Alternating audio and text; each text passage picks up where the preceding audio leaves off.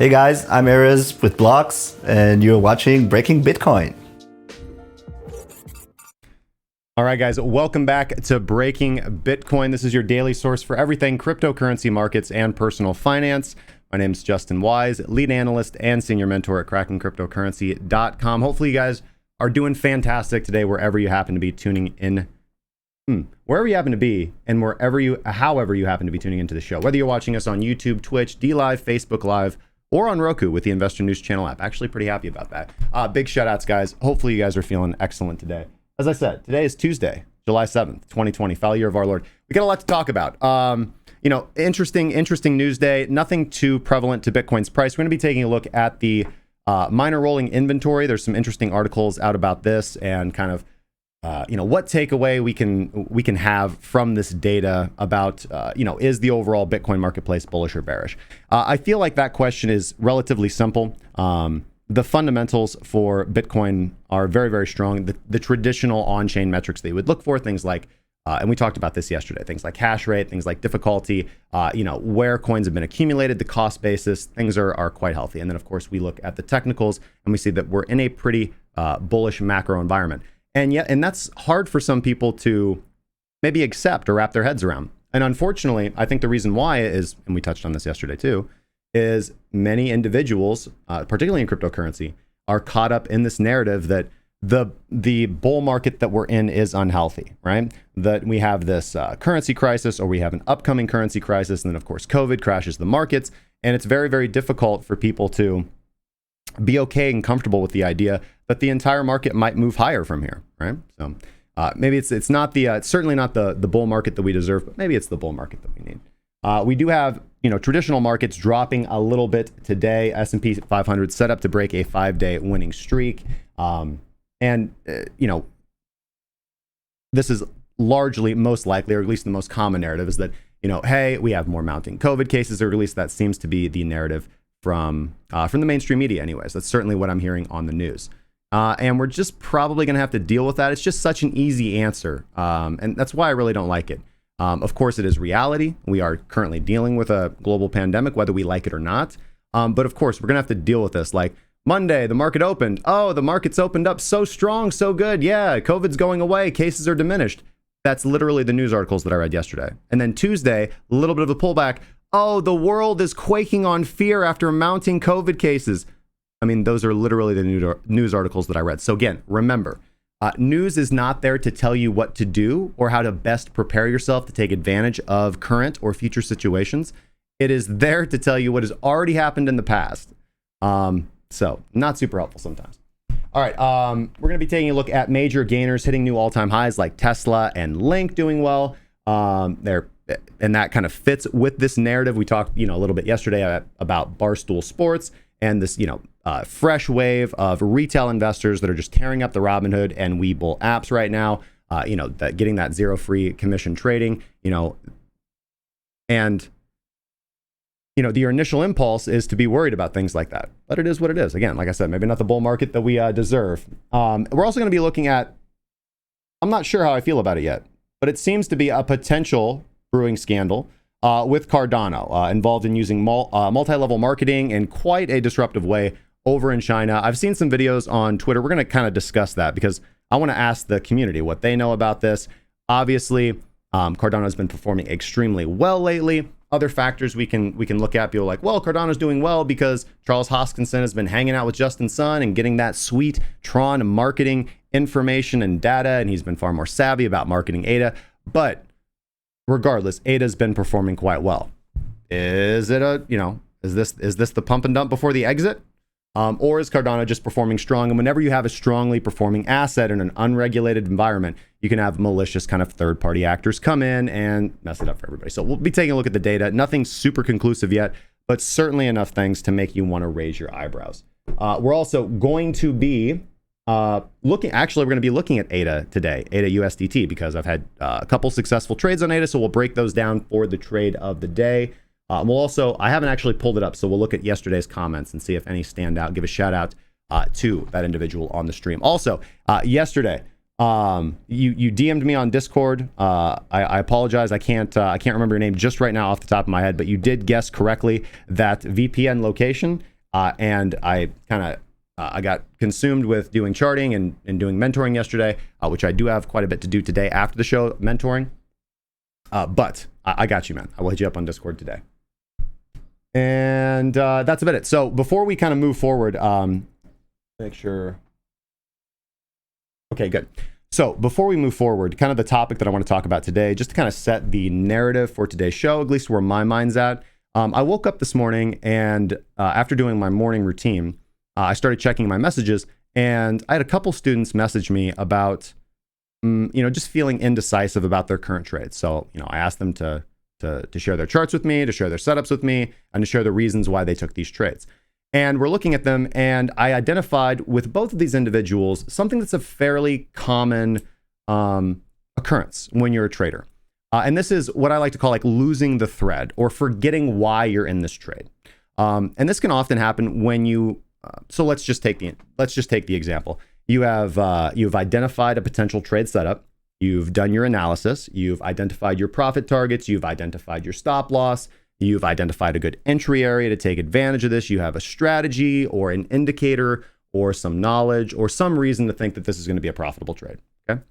So you enter into the trade, and now what? Like, your money is in the market, right? Let's say you bought something. You will make more money if price goes up, and you sell it at a higher price. You'll lose money if price starts going down. And often when you're in a trade, you can go through some consolidation for a while. You'll be up a little bit, then down a little bit, then up a little bit. And the market swings. The market moves up, the market moves down, and it's very uncomfortable. It can be a terrible feeling, especially when you're a new trader, to get very, very close to a profit target, not quite hit it, and then price moves down, and now you're in drawdown, and you want to like exit the trade because you feel it's been unsuccessful. But it's all a matter of having patience. So this is why I call like losing the thread. If you have identified a trade setup, if you've taken the time to develop a strategy, right, which is what we focus on in the Pathways to Profit strategy creation course, is building a strategy, and you've done the work to develop a trade setup, then you just need to do that. You need to trust your plan. You need to create a plan with hard, fast rules. This is where I'm going to take profit. This is where I'm going to exit. I'm not taking profit before here. I'm not going to get greedy before, if we just miss my take profit by a few cents, we miss the take profit by a few cents. Because if you let's say you take profit and then price pulls down, well, you might not end up making as much as you could have made if you were just patient. So it's uncomfortable to sit through a plan and watch the market oscillate around, particularly if you're a newer trader. But this is an it's an uncomfortable feeling that you have to become familiar with to really have good success as a trader, because the market is inherently random. Every movement in the market is unique. So you're never going to know exactly which way price is going to meet your take profit, right? Like I say, every time I put on a trade, like, I don't know if this is going to be a winner or a loser, but eventually the market will let me know. And that's all you have to let, that's ultimately like the biggest job. That is the job of being a trader. You go through the work of developing a strategy. I see somebody subscribed. Thank you so much. You go through the work of building a strategy. You go through the work of developing a rule set, and then you design what we teach, something like a daily scan strategy, so that you have time of day to scan the markets and identify your setups, your trade setups that are designed for you to take, opportunities for you, not opportunities that you hear about from somebody else or on Twitter or on a Discord channel. These are your opportunities, your trading signals that you have developed a strategy around. And you take those trades and you let the trade play out. So don't, it's a totally common feeling where, you've entered into a trade and then maybe it's a couple days later and you're just looking at your trading results and it just hasn't happened immediately. You haven't hit your take profit. You haven't hit your stop loss. You're just kind of sitting there, and you can get antsy and you can feel like, well, maybe I should close these trades out. Some at a loss, some at a win, and just move on. No, you shouldn't. You should be patient. You should exercise patience, and you should just let your trades play out. Don't lose the thread of your trades. It can really lead to poor habits. And ultimately, this is more like, this is giving credence to like ADHD behavior or just being antsy or nervous about the market. Don't do that. Just stay calm, relax. And if you ever feel antsy about a trade and you feel like you're going to do something that you shouldn't, just stand up, walk around for a few minutes, come back to the computer when you're more calm and thinking more clearly. Having said that, let's get over to the markets and break down today. Hopefully you guys are doing awesome. Of course, we're very, very proud to host one of the fastest growing online communities. Make sure to join our Discord community where you can stay up to date on what's going on in the markets and talk to other like-minded individuals about trading and investment, particularly in the newest asset class, cryptocurrency, which we love. All right. And we're going to find yesterday's comments. Let's get over here to the main scene. Hi. All right.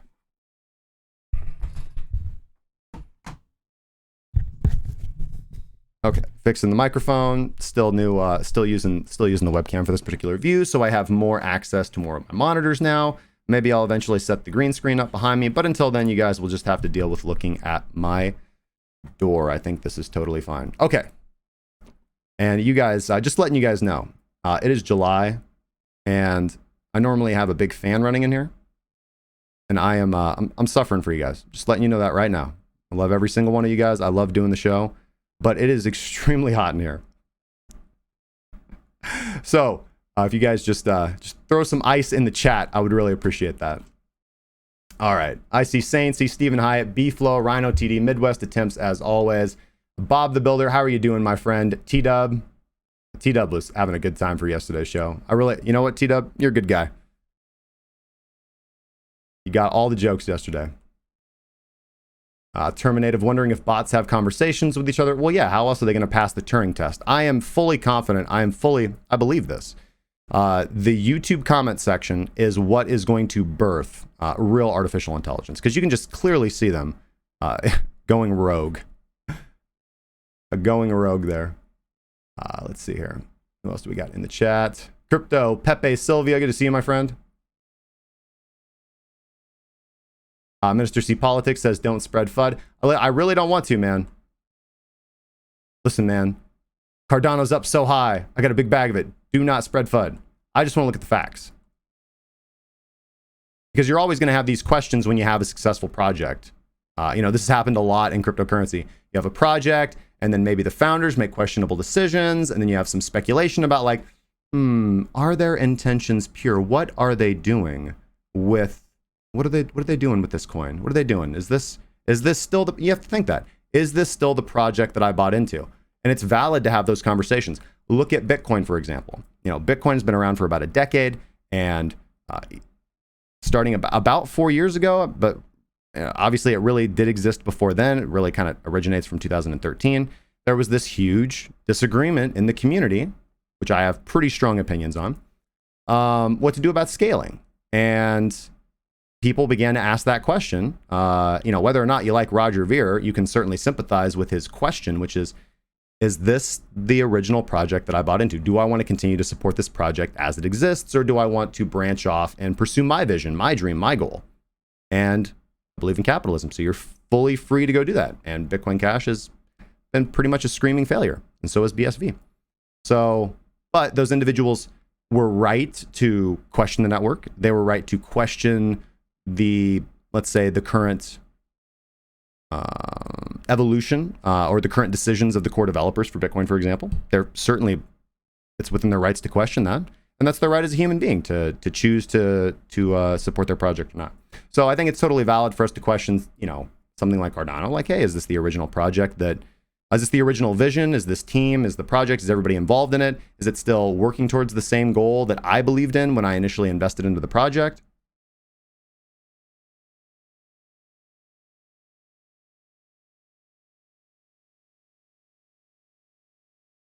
Big Saints, he says, I was watching him trade today. Just every trade, you're like, oh man, I don't know if I should do that. Some days are like that, man. It's all good.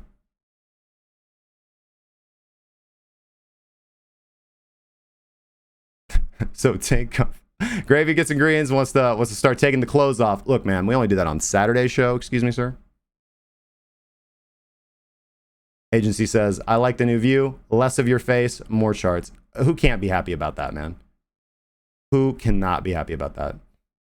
We got Furry Boffin in the house talking about how's that bottom feeder doing. Yeah, let's see if we'll take, I don't know if I can actually look at that, but we've got bottom feeder. We've got a few different versions of bottom feeder running automatically, and we've been tracking the results. So last month was okay. Like bottom feeder closed out last month profitably, which is good to see. So that means it operates okay when the markets are fairly range bound. But it's killing it today.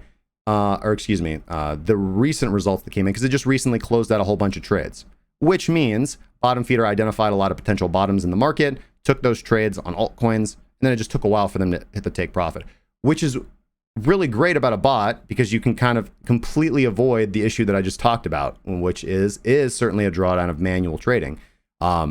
Is your own discipline. It's your own discipline.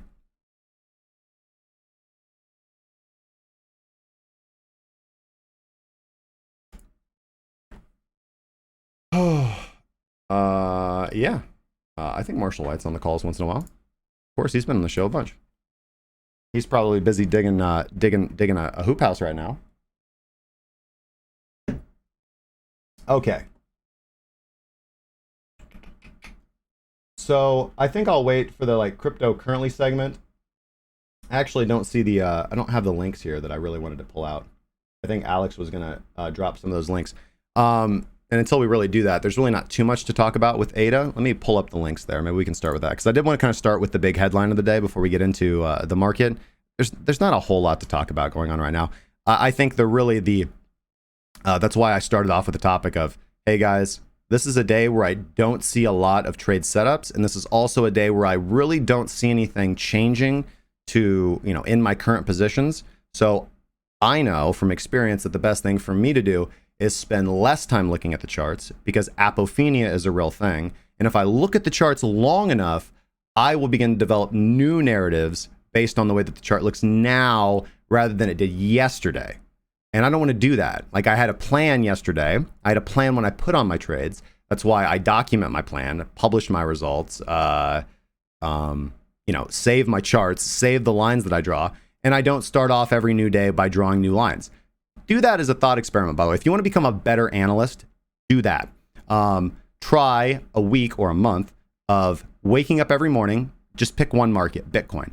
Once a day, or when you start, pull up Bitcoin, plot your support and resistance lines, plot your areas where you'd want to enter into Bitcoin, plot potential trade setups, and then save that chart. And then have that saved. And then every day after that, start with a fresh chart, a naked chart, and redraw the lines. And you will almost invariably notice as you move forward that if you redraw your lines every single day, you will draw different lines at different price levels every day. So don't let what are likely random movements in the market knock you off of your objective trading plan. All right, show notes, Justin. Okay, thank you so much, Jack. Oh yeah, we do got some notable mentions here. Obviously, did you guys see the Dogecoin viral TikTok video? Let's talk about that real quick. That's a funny one. All right. A viral video went live on TikTok urging everyone to buy Dogecoin and pushed its price momentarily to $1. I didn't actually watch the video. I think I'm gonna have to. I don't have TikTok on my phone. I think that's a good thing. Did anybody watch this? Was it funny? Let's see. Viral TikTok video about Dogecoin is pushing the price of the cryptocurrency through the roof. Dogecoin has a cool history of let's pull that chart up. Yeah, ETH Bitcoin here. We'll be talking about ETH Bitcoin here in a little bit. Let's go to Doge BTC. Woo! Big move out of Doge. Dogecoin has this kind of how do I put it? This narrative of what I think happens is this.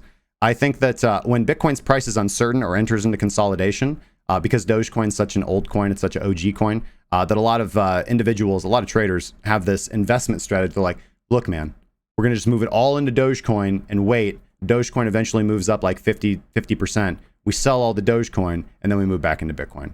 I've seen this. I have heard these conversations played out in Telegrams and Discords. I've seen them happen. And it does seem to be true from the charts.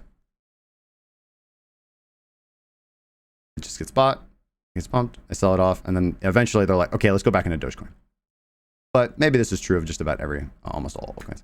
I don't necessarily know if I want to call this to the moon, but certainly good on you, Dogecoin pump. Dogecoin is really consolidating here. I don't really see anything too spectacular. This is like the longest it's consolidated in a long time in a tight range. So I would like to see eventually a nice breakout of this. I'm not sure if that's what we're seeing now, though. Certainly too early to tell. Seem to have a range between like 34 and 22 sats. So this is why, okay, this goes back to original idea, like trading the plan and planning the trade, okay? With altcoins, it has generally been a good strategy to identify like long-term areas of support and resistance. And a good valid strategy is to buy reasonable position sizes of the coin that you are interested in holding for a pseudo long-term, 6 months to a year. Or let's just say, let's be real here.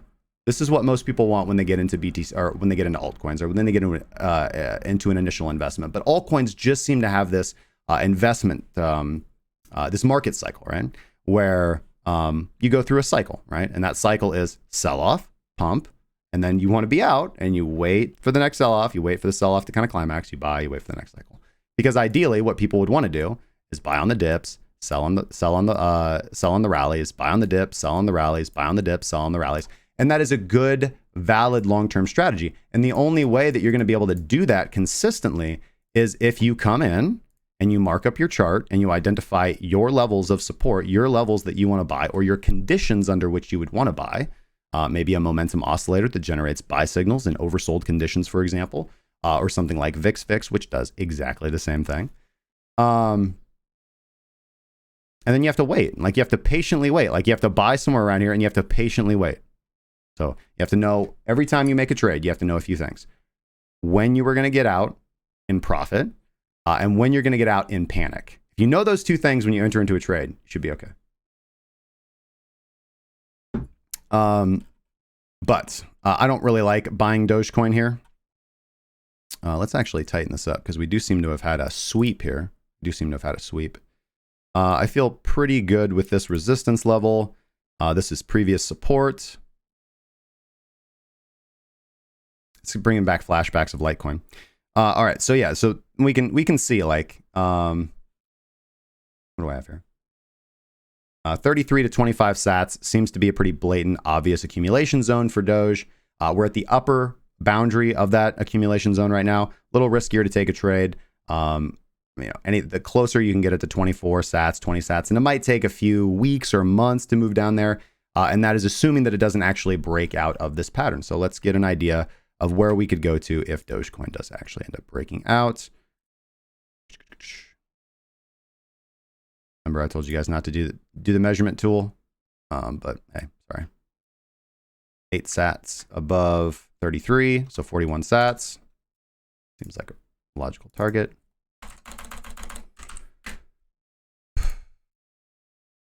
That's not too much of a pump, is it?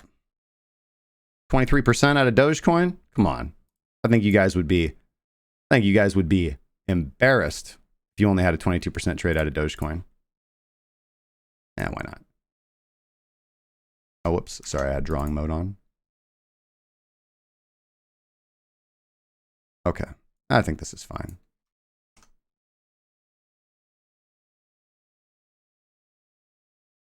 The bad thing about, like, for example, like, let's assume this is a rectangle bottom type chart pattern, right? Or at least as I've laid it out. The only bad thing is you really do have to be patient with these, and you have to be comfortable with the success rate, because what do? This happens a lot, right? Where you'll have price break out the top, okay, and then get thrown back. This is where price does end up closing above your upper level of resistance, but then it doesn't reach or take profit. It sells back off into the formation, into the consolidation zone in which you were acquiring, which would mean in this case, price would go above 33 sats, maybe even come up all the way to 38, and then get thrown back. So do you have a stop loss where you just get out of the trade if price comes back down in, which means you're almost certainly going to take a loss because fake breakouts happen almost all the time. You actually only break out once, right? You only actually break out once and that movement continues. But even in that one breakout, you get throwback. So the way to deal with throwback, or the answer here is not an easy one.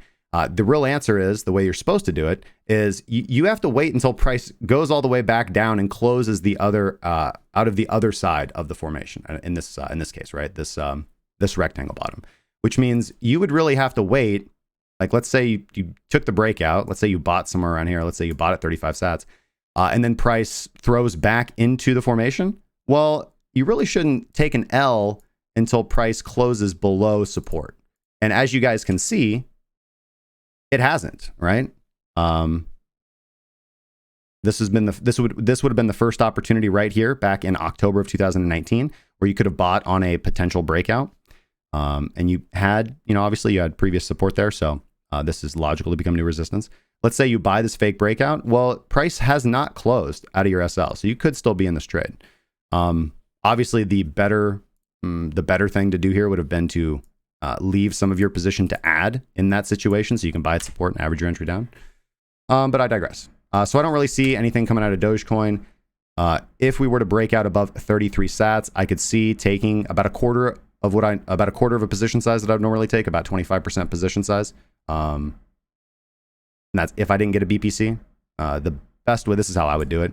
Price closed above 33 sats. I would set a limit order at 33 sats for the BPC for price to break, pull back, and then I'd be in the trade. And then I would set some limit orders right here around 26 and 25 sats to see if I'd be lucky enough to scoop those up, and then wait until price closes down the other side of that. Then it'd be a losing trade. Otherwise, we're going to 41 sats.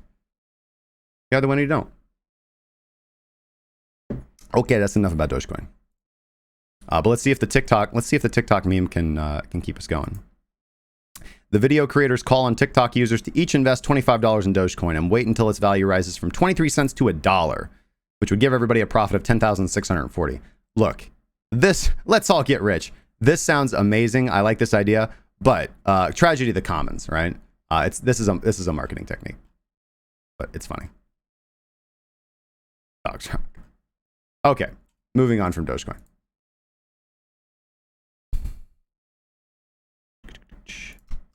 Okay, so I don't know. Let's talk about Cardano here a little bit.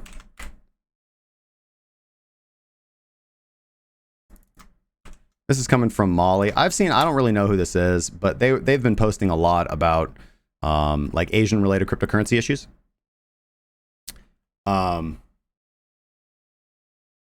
For example, I know this individual, this Molly person, this Twitter personality was posting a lot about the Bitmain fiasco, which I did see a headline today. But I didn't really see any interesting developments as far as that went. Obviously, we know what's going on with Bitmain. They're having this internal power struggle, and ultimately, I don't really think it's going to affect mining. I think it's going to affect Bitcoin Cash, and I think it's going to affect Bitmain because they're already seeing Bitmain can go down. Like the Bitcoin or none of the Bitcoins, maybe except Bitcoin Cash, rely on Bitmain. So if they, which I feel they already have. I feel like Bitmain's on the way out the door. If they don't get their act together and they just continue like allowing internal politics to tear them down, like the Empire of Rome, for the love of God, they're just going to get supplanted by other companies. And they already are. Miners are already moving their business to other mining companies. So, well, that's about it. All right. So she says ADA is ranked number 6 now after it got shilling. We'll forgive her English here. To the old farmers by MLM. There's a conference host by 8 BTC today. Bunch of elders bought a banner written ADA Roadshow. They took a photo very quickly and left. Okay, listen, Molly, I'm trying really hard to give you some credence here, but I really don't know how to break that text down. Okay, let's start with the facts. Yes, ADA in number 6 on an incredible pump. I am actually out of ADA now because it hit my last take profit. I had posted, let's go look over here. You guys can see. I will post the link in the description, but you guys can always go to tv.crackingcryptocurrency.com to see the ideas that I publish for free. Sometimes I publish premium trade setups. Those are only for the premium members. But right here, I had posted this, I guess you want to call it a free signal that was available to anybody on TradingView. Not only an analysis on trading symmetrical triangles, but how to take a symmetrical triangle trade that I identified on ADA. And I did. And I won. So, yeah, we'll just watch it play out. This was all the descriptions. This was published back on June 30th, so about a week ago, and boom, here we go. This is pretty beautiful classic textbook, right? We have the symmetrical triangle formation, we have price breakout, we have the BPC, the break pullback continuation, which gave us an optimum entry.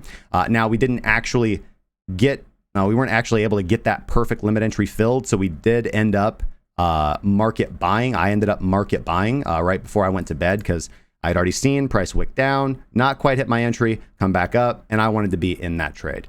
And I knew, again, that goes back to the danger of throwback that I talked about, because this might not, I mean, breakouts take a while. Sometimes it's not just straight up after a breakout. Sometimes it's up. Oh, we're going back into the formation. We're going to consolidate for a little bit. Oh, stop loss hunt, scare you. Oh, did you stop out? No, you didn't stop out. You got to be patient, you know. You have to understand, just always remember, always remember that you are trading against market movers who do not need stop losses. They do not care, right? You need a stop loss because you need to preserve your capital. But the market out there, individuals that are moving the market with large amounts of the underlying asset, their game is punking out traders. That's what they do. They want you out of your position. They want your money. It is a competitive game. Don't let them. And so here we are. We actually overdid my target a little bit. My trailing take profit activated, so I actually sold a little bit higher than almost 10.5 cents. It was closer. I don't want to say it was closer to 11. That would be not telling the truth. It was closer to 10.7 when I saw where my trailing take profit activated. But on 3 commas, it just aggregates your total, and I could have gone in there and seen exactly. It doesn't matter. But let's get back to some of these issues with ADA. Crypto Jack says, translation, the ADA snake oil salesman rolled into town and showed the coin to an unwashed rural masses in China. Yeah. So this is, I had seen this one. This was published 2 days ago, again by Molly. This is videos of multi-level marketing shilling ADA to the old and rich farmers, in case anyone hasn't seen it. And in this video, I don't think you guys can hear it, but in this video, they appear to be in some rural area in China, and they are teaching, obviously I can't comprehend Mandarin, but they are trying to promote the benefits of Cardano and incentivize individuals to buy into Cardano. And this would typically, you know, this is what we call in America, this is what we call the movie Boiler Room, right? Where you have predatory, you have a predatory cartel, let's just call it, who get a large quantity of a financial asset or a security, right? So with Boiler Room, we're talking about stocks. So these Boiler Room companies, these, you know, like wannabe criminal prop firms would buy up a ton of cheap stock, and then they would do their marketing. They would cold call people, poor people, people who are uneducated about financial markets, just uneducated investors, and they would sell this stock to them and bid the price up massively. And they're selling the stock that they already bought for pennies, right? So they're just allowing all of these individuals to bid the price up, uneducated investors to bid the price up, and the whole way up they're selling to them, and then their bag's gone, and these people are just left holding the bag. And guess what? There's no more buyers because it's like a Ponzi scheme, and the buying pressure runs out, and price collapses. People are just left holding worthless. It's happened over and over and over again, and one could argue that is somewhat of the cycle of many. I mean, that's the cycle of penny stocks. That's the cycle of a lot of low sat coins. It's very few. Like the true winners are going to be very few. Like the true winners who emerge from this very long process of market discovery. You know, you have things like Bitcoin, which, okay, we get Bitcoin. It is there for financial security and to improve our lives. We have things like Ethereum, which is like, wow, this is really trying to revolutionize life and be a smart contract system so we can have decentralized finance and programmable money and all of this stuff. Great, cool, awesome. And you've got like 1,000 other potential blockchain projects that might have a long, successful track record, or might have a long, successful future of providing merchant solutions or business solutions or being utilized. We don't know. Nobody knows. And that's the fear and the excitement of being for the first time. That's what's cool about crypto. Individuals have for the first time the ability to play that venture capitalist role and to really speculate on future winners and losers.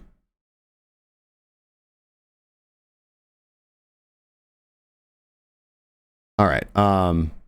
But yeah, this is a little concerning. This also, you know, what's also interesting about this is that there's another aspect of this too that I could go into. If this was happening with Bitcoin, I might be more inclined to be like, this is awesome. Look what they're doing. National currencies are so bad, they are attempting to incentivize people to invest into another currency. But I do not think that is how Cardano is being represented here. Please correct me where I'm wrong. Again, I do not speak the language of which they are talking in this video, but I can only assume that they are not saying, hey, buy Cardano, it's way better than the UN, You know, it's better than your national currency. Screw the national currency. Buy Cardano for financial freedom. I don't think they're likely saying that. I think they're likely saying, hey, this is Cardano. It's going to be totally awesome. It's going to do these things, revolutionize the world. It's the greatest investment since Facebook. Buy, buy, buy. And although I do support the right for individuals to buy any securities or financial products that they want, the sad reality is that uneducated, again, the failure rate of traders is like 90 to 95%. And that's because they're uneducated investors and they come into the market and they don't. You got to learn the tech. You got to learn the strategy and how to trade. And the biggest thing is you have to have a whole new skill set of managing your own emotional discipline, your own psychology, your own schedule, your own habits. It's difficult stuff because most job training, at least in the United States, so I'll speak a little biasly, you know, public school certainly does not, or the school system as it's presented to Americans, does not necessarily produce the most emotionally disciplined and thoughtful, conscientious individuals, right? Our mainstream culture does not incentivize being thoughtful, conscientious, developing a plan and acting responsibly. It does not. Our monetary system does not reward savers. A lot of bad stuff. So you kind of, to be a good trader, you kind of really got to go against the grain of life as it's commonly, you know, explained to people. M. Bates says, just buy Cardano. Cardano #1 coin. All right. So apparently they are just doing a little bit more of the same here. Now they're appearing in these conferences. And what I'm really curious is, maybe somebody can get some information on this for me. I don't know. Are these people like actually associated with ADA? Or are these guys like a runaway organization that got together and like, guys, let's buy up a ton of Cardano and then let's go around and like shill this hard. Let's get this done. I don't know. I think it matters though. And this is the project name of the ad that group of old people flashed today at the conference. Asian Dragon Million Reward, the most generous event ever. 100% for all your Asian Dragon in your ETH wallet. Forget airdrop or trading competition. If you have Asian Dragon, you get the reward. I don't even know what the heck Asian Dragon is. AsianDragonCoin.com. Let's find out together. Let's see. It's on Uniswap. It's on Ethereum.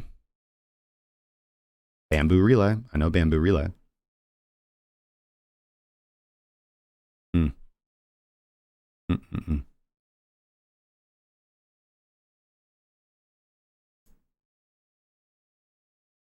Okay. I have some notes here from my team. It says it does not seem like the Cardano Foundation is not a part of this scheme, or at least they are denying any knowledge. Charles Hoskinson says they have nothing to do with the company. Copy this link. IOHK contacted the company that this Twitter user works for Hashkey Hub to complain about the story in a pseudo-legal language. Oh, never mind. I guess those are the same tweets that we already looked at.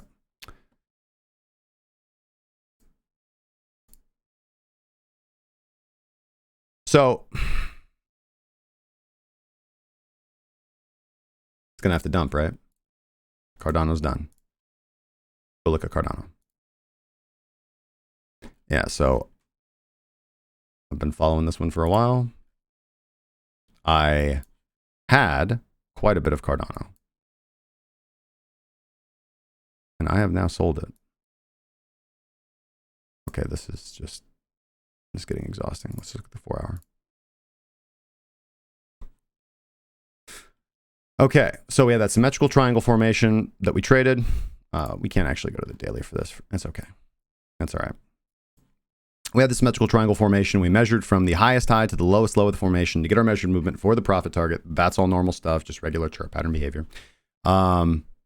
And we did. We hit all those targets. I even came back in and set a more conservative target, which got hit as well. So I averaged out between here and here. And then, as I said, that trailing take profit. So I am out of Cardano. Could potentially run a little bit. But I will wait and see.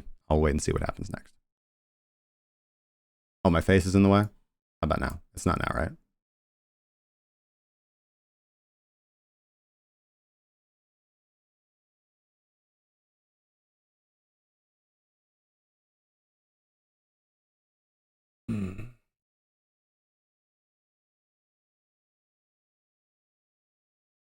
Let's see here. Jason says, took ADA off of Justin's stream analysis, made about 14% off that trade, ended up pumping more, but I am happy. Nice. B-Flow congratulating Alex on the Link BTC call he made for the premium members.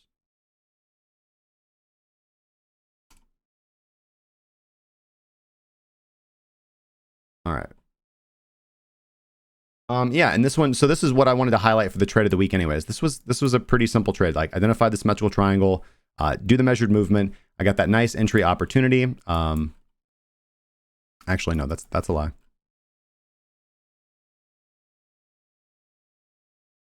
Because, yeah, here we are right here. As you can see, we didn't actually get filled, right? Didn't actually get filled. Did not actually get filled on that. But again, as price was getting here closer to the breakout, it just consolidated right underneath resistance before actually breaking to the upside, hitting that first initial take profit, which I kind of measured from the bottom, and then measuring that final target, the one that we actually hit at 10.419, measuring from the top of resistance up. Let's see. Let's look at Cardano right now. Let's see if we did get a sell signal here, but that continued to go on. A little bit of bearish divergence. I got nothing. I got nothing. I'm happy on the profits that I took out of Cardano. Foolish area to buy in more. Oh, it's just going to keep going up completely vertically. Nah, let this thing pull back and we'll just see if it's going to continue to run or if it's going to give or if it's going to change here. I always get a little worried. Market can remain irrational longer than we can remain solvent. But again, overall, just kind of my thoughts are just looking at my trades for the day. I don't really see a whole lot that has changed. I've had a really good series of winners, so I've closed those out. Now I just have this kind of new batch of trades. I need to be pretty patient with them. Something just happened.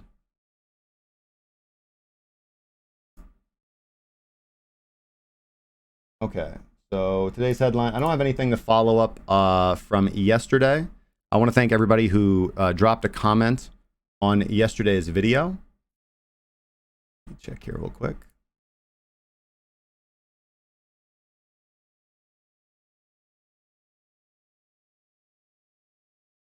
Ooh, somebody has left, like it seems, 1,000 messages on our YouTube channel. Oh, wow, we got like hardcore targeted by a bot. I see this individual named Junior Ordell seems to have like gone through and posted on seems like maybe every video I've ever made. That's like over 4,000 videos, I think. That's a lot of videos. Let's see here.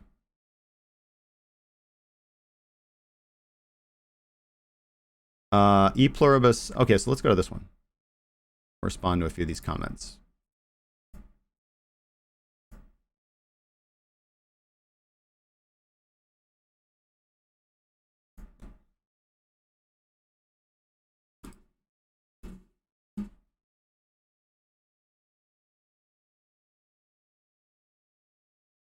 All right, so this is a great Breaking Bitcoin Bits that Jack put together. This is about gold, about 1,500 views, massive $2.8 billion gold fraud at Chinese bullion company, highlights Bitcoin's advantages. And this is the kind of China gold scandal that we covered last week. And E pluribus unum. There's really some really good comments here. Again, KD is saying this report uses two Chinese examples. Maybe the moral of the story is what we already know. China forges everything, including gold, so don't deal with the Chinese. Ron Legato talking about comparing weight and volume. And probably my favorite comment out of all this was Crypto Geezer, who said the worldwide audits that now need to be done will take a long time, meaning the meantime, the world economy will need to transfer its wealth somewhere quick. Is this the Black Swan event that's going to send crypto or BTC to the moon? And that, I mean, obviously that makes sense. That's a logical kind of suggestion that, look, this is just the first warning sign. This is the first warning sign that, well, okay, maybe not the first warning sign, but it's a warning sign that the world economy is in dire straits. And individuals are very, very quickly going to realize that there is a currency crisis and they are going to have to move their funds into something else. right? Perhaps we're already seeing that. That's why the markets are so bid up, because obviously the financial sector does not want to be holding cash. They would prefer to be holding assets, like things of real value. Who holds the majority of all the assets? Top 1% of 1% of the population, right? So smart people. And again, the ask any wealthy individual that you know. They have more assets, they have more securities, they have more stocks, they have more real estate, they have more investments than they have in currency just sitting around doing nothing. Guess who has a lot of currency just sitting around doing nothing? People without a lot of money.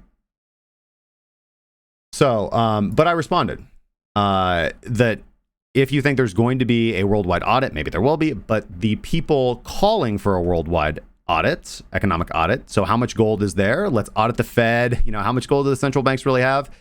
Those are the people that, like myself, who want a worldwide financial audit so that we can establish some form of financial equality and figure out where the money is and get a good, base for why does all this money exist? Like, do we even have what's backing up this money? The answer is no. We've created debt out of nothing. And that the individuals who could actually push through such an audit, central banks, the worldwide governments, they do not want an audit. This is why the Fed has never been audited. If the Fed wanted itself to be audited, it would have been audited. We're the people who want the Fed to be audited because we want a fair monetary system. That's why we're Bitcoiners in the first place. That's why we're into cryptocurrency in the first place.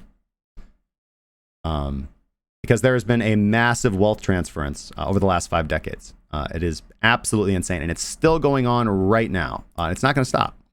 And I want individuals to be protected and to know how to move forward out of this. Again, I think the answers are fairly simple. Get a hold of yourself. Buy things that are valuable. Hold on tight. Simplified.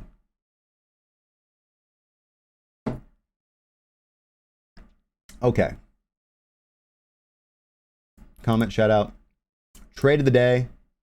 We already covered ADA. Now we're going to get into Bitcoin. Before we do that, just a reminder, today's show is brought to you by the Cracking Cryptocurrency Premium Trading Group. Obligatory plug.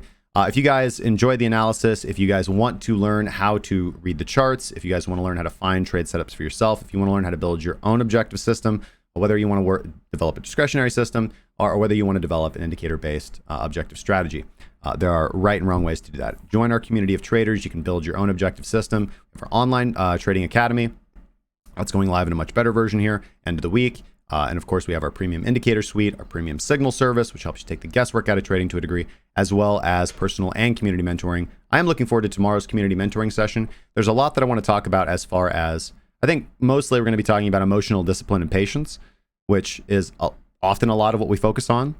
Like, Justin, we thought we were going to learn how to draw lines on charts. All we talk about is being calm and doing what we need to, because that's the tricky part. That's the hardest part. Drawing the lines on the chart is the easiest part. But you guys can find out about everything that we do. We just recently launched the new payment system. It's really sweet. The new packages, they're all there on the website. Really good opportunities. Premium.crackingcryptocurrency.com. So, links in the description below. All right, so let's get into Bitcoin. Again, as I said, there's not a whole lot with today's overall market analysis that I think interests me. Nothing's really changed from yesterday, so it's just kind of a slow day. For me anyways, I haven't put on any new trades today. I haven't really updated any trades because there's really nothing to do. Let's take a look at the breaking Bitcoin system. We did actually on yesterday's nice bullish close, which is really the first, if we just kind of compare, when's the last time we had a good sized green candle? It was back over here. And that was on the 22nd of June. That was a fake out right into the baseline. As we can see, price didn't close above the upper Keltner channel. So nothing really changed here. Let me make sure, I got to pull up my OBS and make sure that okay, cool. I'm not covering up price. So that was a fake out. The one prior to that was a fake out. The one prior to that was a fake out. Yeah. So as I said, it's really been since, let's see here, since the beginning of May. That we've had a good trending bullish environment. And since May, so for the last almost going on 2.5 months now, it's just been ranging consolidation, rejecting from resistance, rejecting from support. Now, I laid out this idea of kind of like the land of false support right here. We'll get into that here in just a second. But just keeping it clean and simple, not getting any objective signals right now. Minx is still hinting at me. Actually, I have it as a line cross. So we did get the line cross yesterday. We get the centered oscillator signal yesterday as well, crossing above zero. So if one is using Minx as an initiator on the daily, it is potentially generating a signal right now. Another thing that we can do What I like to do is check the length on 30. That smooths things out a little bit more. Let's see. And trading in the direction of the dominant trend, we do get some better signals over here. Yes, we do. Yeah, and if we do that, then we actually haven't gotten the signal yet, which doesn't matter. Parallax is not there. We are above the baseline, and Water explosion is not really indicating any trades. So this, the breaking Bitcoin system is not signaling for any Bitcoin longs at this point in time. And largely that's because it knows what we already know. There's not a lot of volume and there's not a lot of volatility. And we need a good volume spike to break out of this range if we're going to be looking for trending trades. Therefore, I think trending trades are still inappropriate. I haven't taken any myself. And the only trade that I currently have on is my short from 93.50. So currently been right about that. If we look at the Donchian system, things are starting to get interesting here. We haven't closed above the baseline here with the Donchian system. Time transformation, which is the initiator, has given us a line cross. I'm not too overly concerned about that because a line cross initiator is going to give you entry signals in a consolidation zone. Line cross indicators tend to frequently generate trading signals. So we have true strength index here, which is smoother and does not often generate trading signals. It is not yet, right? It is curling up, and that makes sense because we had a nice big green candle. We want to think about that. Look, all it took to move TSI from like, wow, this could just continue moving down to, oh, this is on the verge of crossing over and giving a bullish trading signal, was a one green candle. And dynamic money flow has continued to be positive. So this is a version of money flow index. It monitors whether money is entering or exiting the markets. And we can see that money is still entering the markets. So this does correlate with what I've been saying for quite a while with my volume profile analysis, that I do think that price is bullish. This is not the only justification or analysis that I have to as to why I believe that we are consolidating underneath resistance for a breakout and not distributing at resistance for a sell-off. Again, and you guys can go check out this analysis. I've gone over this many times. And I have that scenario right here. So land of false support. We talked about this yesterday, where price is attempting to establish a new low, a new floor, a new floor higher than its actual support at 8,600. That makes me a little wary. I think individuals got quite trapped into the movement to the upside. I took one short yesterday on Bitcoin. Hadn't taken a trade on Bitcoin for a while, except for that long that I took the other day. That trade got stopped out. My limit entry at 93.50 did fill. So that is our. It's pretty simple what we're doing now. Let's go to let's actually look at price, and we can see this play out. Here's the 4 hour. Here is price making its kind of third bottom in this area. On this push up to resistance, or the $93.50 area, the liquidity that I talked about, did tap that, put in this nice tweezer top, and we do have a 4 hour ISIS spot sell signal there, which I like to see.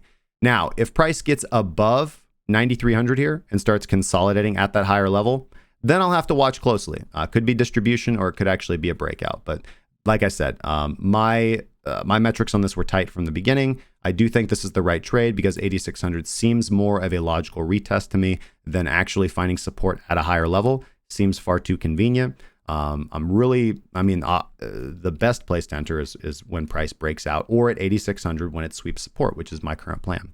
So whether I'm going to be able to actually end up taking the short down there, which I think I will be, that's the current trade that I'm in. We'll just have to see. So yeah.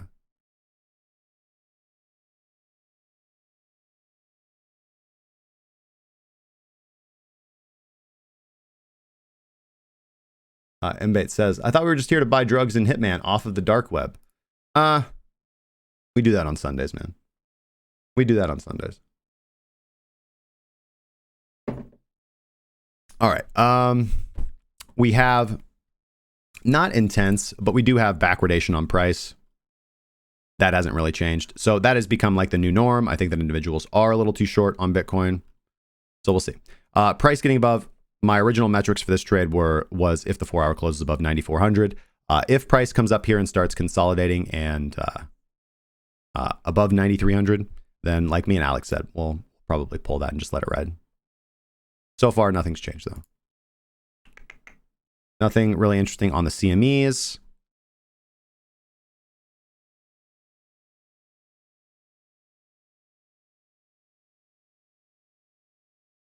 Yeah, so pretty relatively low, easy day. Let's take a look at Ethereum. I don't have any trades on Ethereum. I know Alex is long on ETH Bitcoin, which is a pretty good looking setup. I'll go to Bitfinex. Again, similar thing here. I've just taken the liberty of constructing a rectangle top. This one is not nearly as clean or as filled out as Bitcoin's is. But Ethereum is doing the exact same thing, consolidating in a range. We're seeing right now if it is going to reject from resistance around $240 and sweep back down to the lows at $215.30 or break to the upside here. Measured movement on that bullish break is 271.86. Measured move for the bearish break is 187.02. That's probably less likely to at this point in time. Man. Can I move? Yeah, I certainly can.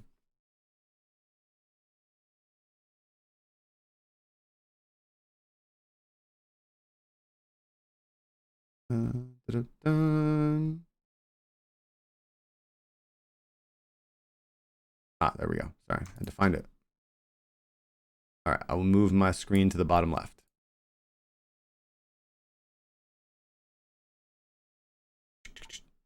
All right, Jason says, for anyone in the premium group, I'm going to give an update on my current trade with the Wada Atar explosion strategy that has such a high hit rate.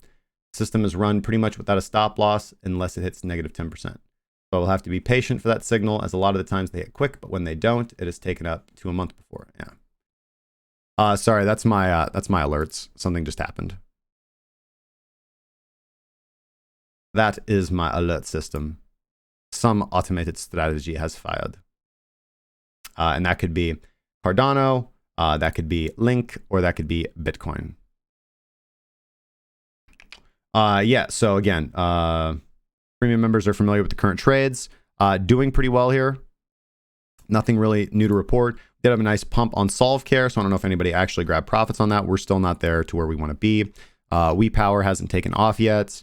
Cardano, our trades completed there. Kyber Network, our trades are completed there. Watching Kyber Network for an entry here. And CHZ just kind of chilling in a decent profit. And we are getting this 4-hour time transformation sell signal. I'm going to be patient and let this one play out. We've already hit the first take profit, so there's really nothing to do with CHZ. You guys can trail your stop from your entry if you want to, but I would prefer to allow the market to breathe and actually hit my second take profit rather than trying to manage the trade, which again is the narrative of, which is kind of the overall narrative of today.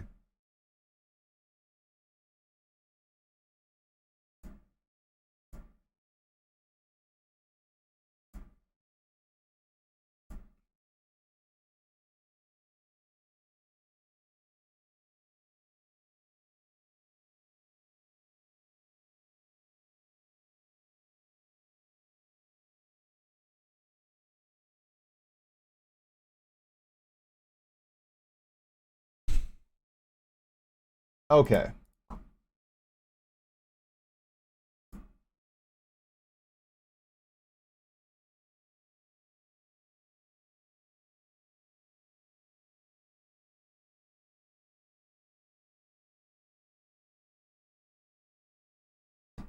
Other notable mentions here, I see Unstoppable in Domains launching DChat. Yay.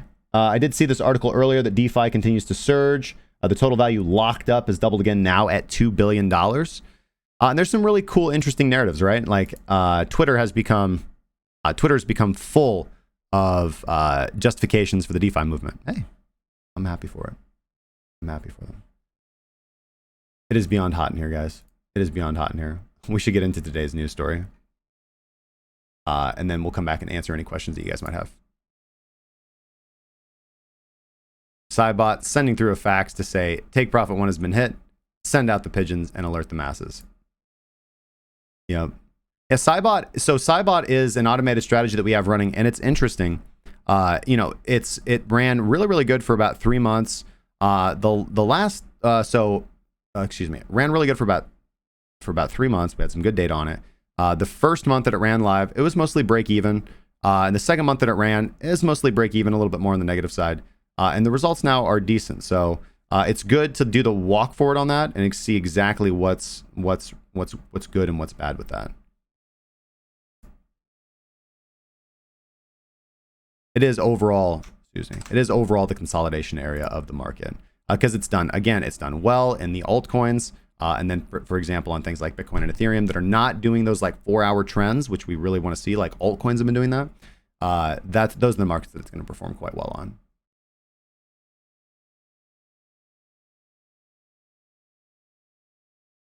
Oh yeah, I wanted to mention this too. So we are going to, I mean, I'm excited about it. So we have grown a lot. We've been doing this for a long, long time, and I really enjoy doing the streams. I really enjoy you guys coming by. I really enjoy the support. I love the community that we've been able to build. Because it wasn't always the idea that we were gonna do these live streams. They've just become really good, informative ways for me to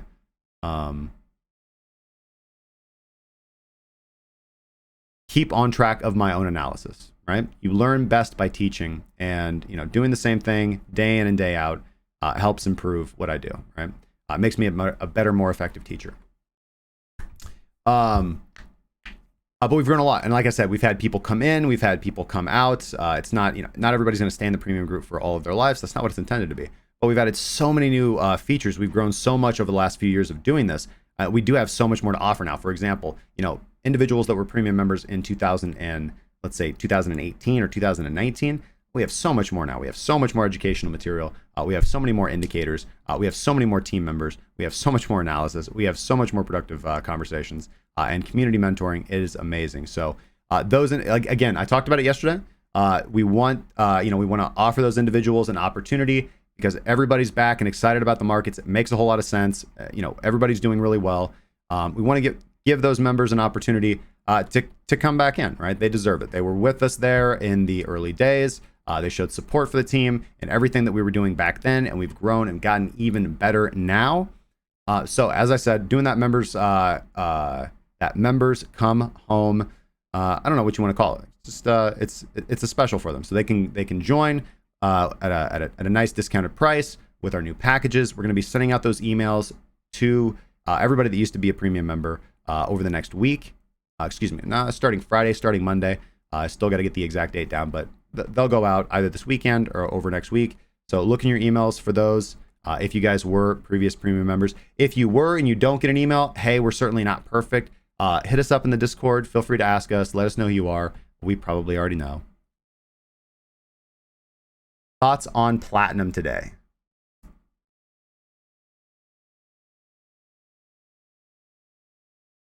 I will let you know when I look at it.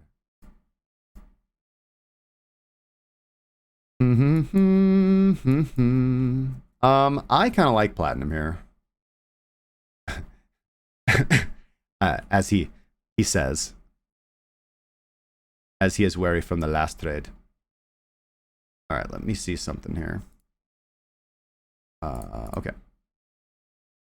Okay, so looking at the Donchian system here, which is what I primarily use to trade Platinum on the daily. And Platinum is something I have been watching for.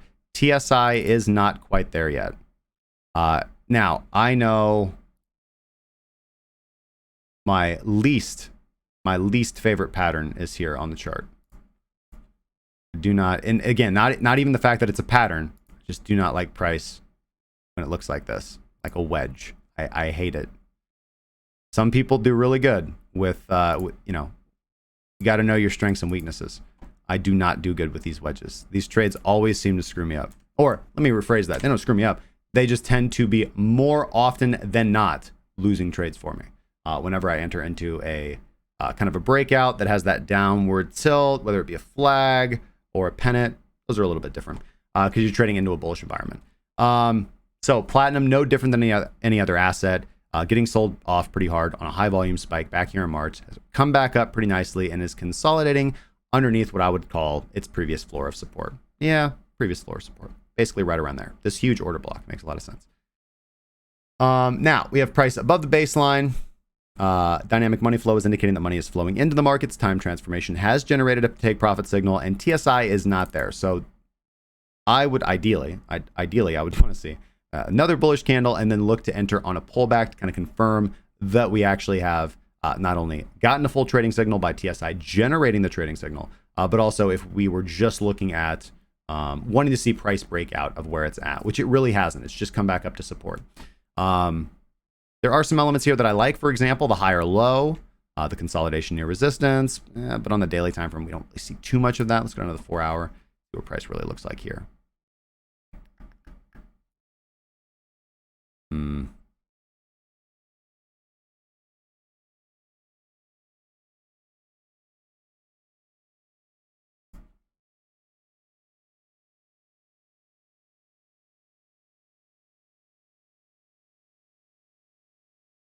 Okay.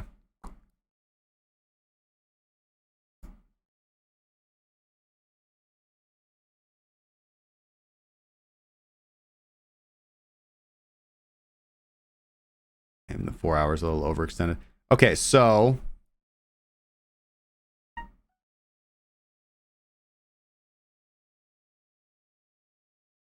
831. Let's do a hypothesis here. I could see doing it like this.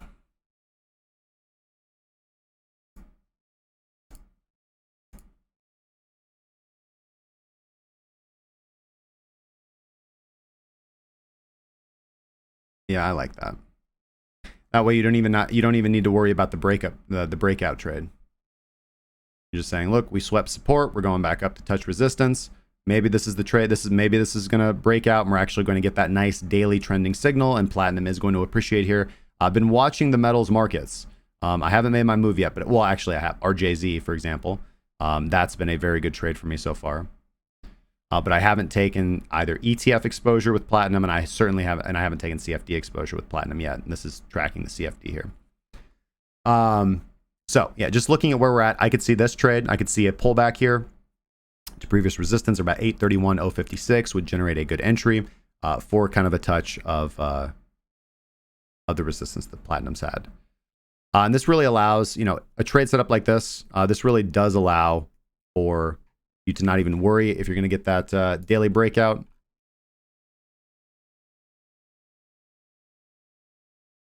Which I would be watching for on this system right here, waiting for that crossover on TSI. And then I'd be okay with the trade. A little less risk if it isn't such the event that we're above 847. But if that happened, I would give myself 1 day. I would probably set a limit bet at about 847 and try to get a pullback there. I think that's the good way to do it.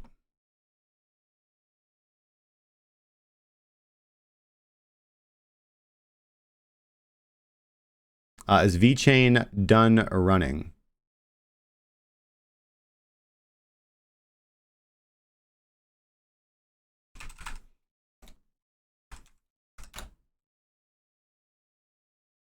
No, still have more to sell. There's a big volume spike, and then there's the second with really no consolidation. Rapido. All right, let's see here. 4 hour looks okay here. TSI is kind of giving you a warning sign, which is good. It's like, hey, this is distribution. Here's your trend, and this is a pause in the trend. You can see the difference. Movement up. Now we're into consolidation and ranging, right? So we have a tight range. Price bumps up against resistance. I would be a seller right here. This doesn't look like a breakout to me.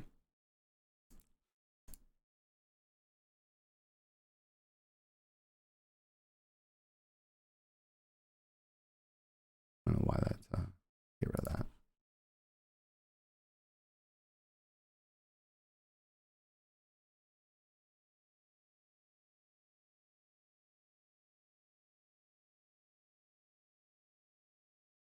Yeah, I would be a seller here if we do not sell off here. And I would buy the next pullback to 175 and trade it up. Why wouldn't you? Vet has been incredibly bullish. So you've got a range here. Consolidation. Don't know if it's distribution or reaccumulation. We'll know here in about 4 hours. So 156 is the area where I would want to buy Vet right now. This is the trade opportunity that I see on Vet, is trading this range until it goes away. And if the breakout does occur, then you need to wait for about 175 or a pullback of some sort to get in and attempt to ride the next wave on Vet.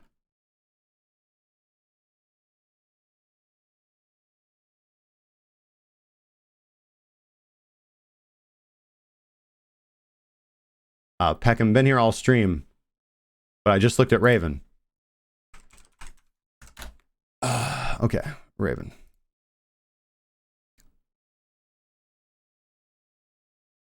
Find support.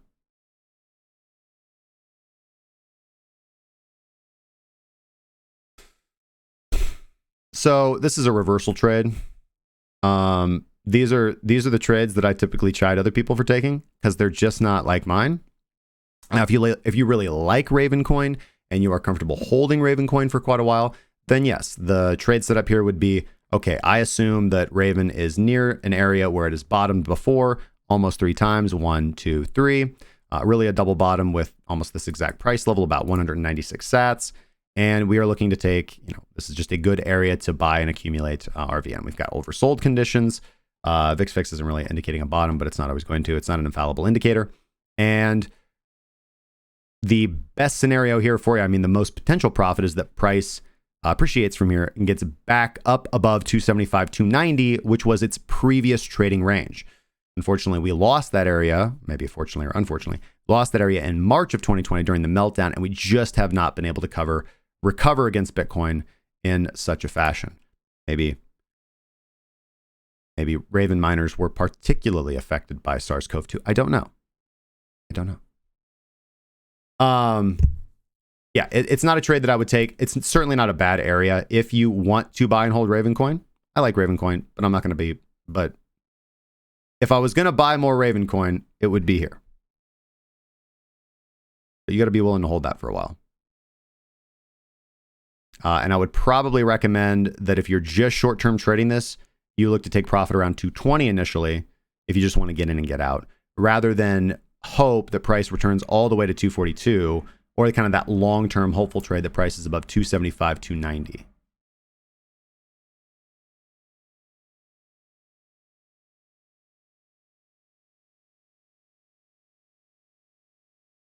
So yeah, this is pretty good. But just be prepared for the bad side of that, which is that, nope, this is not a bottom. We're going to do this again, but quicker. And we're just going to break down and we're going to form a new range around 120 to 160.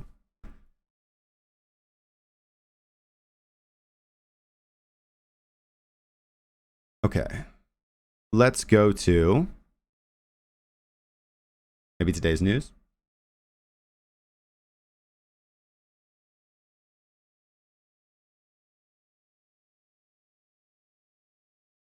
All right. The markets. All right, cool. Before we get into the news, I didn't see any stocks that I really necessarily wanted to trade, but I keep, obviously I get questions about them, and I'm going to try to provide you guys some good opportunities for entry if it works for you. I do trade a lot of ETFs. There's a lot of good brokers out there. I get asked this question a lot. I'm really into decentralizing like where all my funds are. So I do, I don't use Robinhood as much as I used to. I used to use Robinhood for quite a lot, but I use Webull now. I like them a little bit more. I use Charles Schwab quite a bit. Anything that I can't get on Webull, I can get on Charles Schwab, and it's all zero commission. I've never used TD Ameritrade, but I don't really have anything against them. Anyways, if you guys are going to do that, if you guys are going to do that path, Webull, you can get 2 free stocks as well. Webull's interface is pretty decent. It's not, I don't really like their online web portal thing. The mobile app's certainly okay. It has its issues. Probably one annoying thing about Webull's mobile app is that I have to put in that trading password all the time. And I just want to tell my phone, like, listen, I live in the middle of nowhere, and I'm a crypto anarchist, cryptocurrency trader. Like, nobody has physical access to my phone except a 2-year-old maybe from time to time. And she is not going to be trading USO stock. Okay. But anyway, so if they could get rid of that, they just added facial recognition. Boop. Oh yeah. Tesla. Did want to look at Tesla actually. Okay. It is the highest price point on Tesla since the last highest price point on Tesla. Oh my God, Becky. Okay. All right, so let's see here. Let's do TA on the moonshot. Why not? Okay. So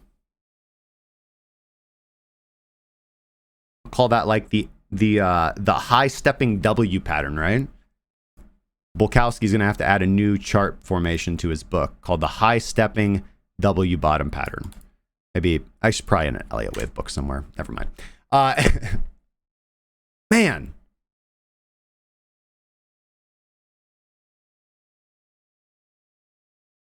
Okay, there's not a lot. There's not a lot to say here. Double bottom off of resistance, tapped support. Geez, we got to get some kind of metrics on this just so we can have some measurement metrics. Okay, here we have a range, break down below. We can look at the kind of atom bottom. That's fine. Probably makes sense, but there was no previous retest there, so it's almost impossible to measure from there. Let's just assume we measure this range. Okay, that's complete. That's 35%. Yeah, we overdid that, 52%. So I think you are doing pretty good if you took a trade for Tesla anywhere in this range. I don't know what you guys want me to tell you. Buy Tesla at $13.98 a share. Get out of here. Buy it at $9.22. Buy it at $9.22.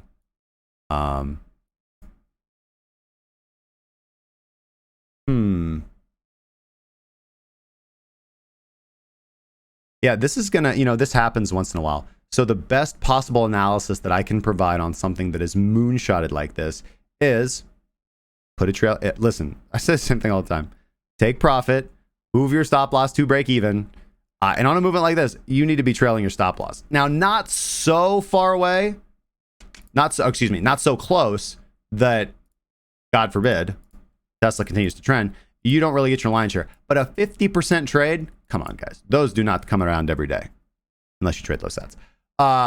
So probably around 1134 is where I trail my stop. But the problem is, like, if we go back to the last time Tesla sold off, it was like right here. I remember this day.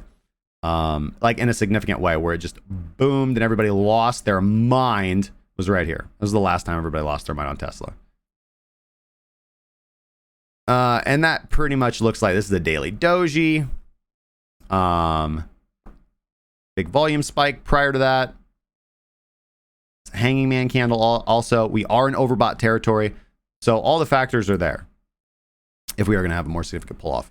Not sure where we will. We've got a gap we could pull back to between like 1200. We could pull back to this area if we want to be super bullish, or this area. But again, the only really decent level of support that we might be able to pull out of this is about 922. So at this stage in the trade, there's not a setup. This is just execution and exit, right? There's no entry here. This is not a chart that screams entry. This is a chart that screams, okay, all we have to worry about now is managing the exiting of the trade well. So again, at this point, you definitely should at some point in time, if you're in Tesla, if you're long on Tesla, take profit, move your stop loss to break even, and that's it. Trail your stop. Trail your stop. Trail your stop from 1136. But Justin, what if it, and I get this because I just said this narrative too. What if it just sells off back down to 1136 and then keeps going? Well, I don't know what to tell you. Sometimes that happens. Sometimes that's going to happen.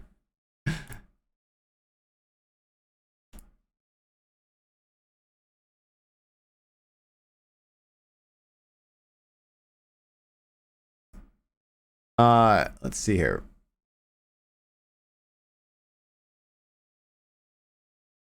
Kazutoshi Kawamura says, I'm trying to buy a membership on the website, but there's no pay button. Can someone help? There are a ton of people that can help you.